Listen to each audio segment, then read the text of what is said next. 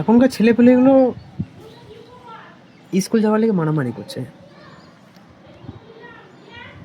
গাড়ি আসছে, মাকে বলছে মা তাড়াতাড়ি লাও, গাড়ি এসছে, স্কুল যেতে হবে, তাড়াতাড়ি করো। মাসে মাসে 6-8 টাকা লাগছে গাড়িতে। আর এক আমাদের কালীন ছিল 2 টাকা বাসের ভাড়া, 1 টাকা বাসের ভাড়া ছিল। কি মানে আমার গ্রাম থেকে হাই স্কুল 2 টাকা দিত, 1 টাকা যাওয়া, 1 টাকা আসা, হয়েছে, ওতেই চলে যাও বেশ।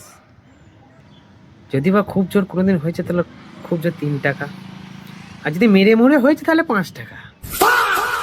ভাই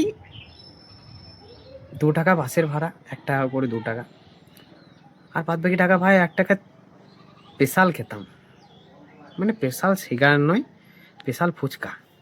তখন 1 টাকায় স্পেশাল ফুচকা দিত ভাই,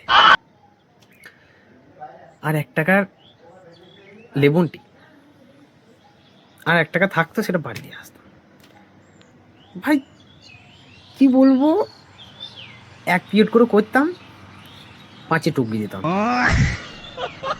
পালাইতাম আদিরে পা।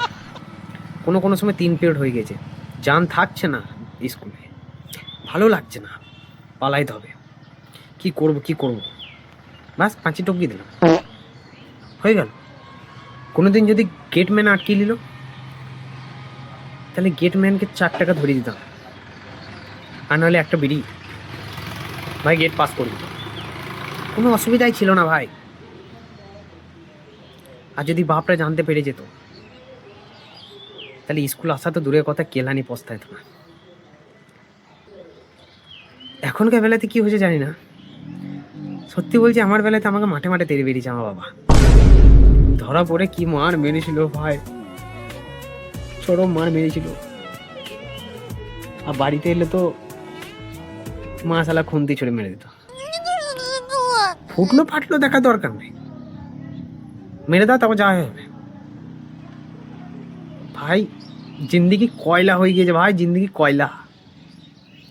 আবার আমার একটা ভাই পাওয়া যায়, বলছে যে তোমার মতো পয়সা ইনকাম করতে গেলে কি করতে হবে, মানে কিছু করতে হবে, শুধু পড়াশোনা করাটা ছেড়ে দে, তাহলেই হয়ে যাবে, পয়সা এমনিতেই ইনকাম হয়ে যাবে। দেখে পয়সা ঢের লেগে যাবে, 2 তলা বাড়ি তো পয়সার জায়গা হবে না, দেখলি।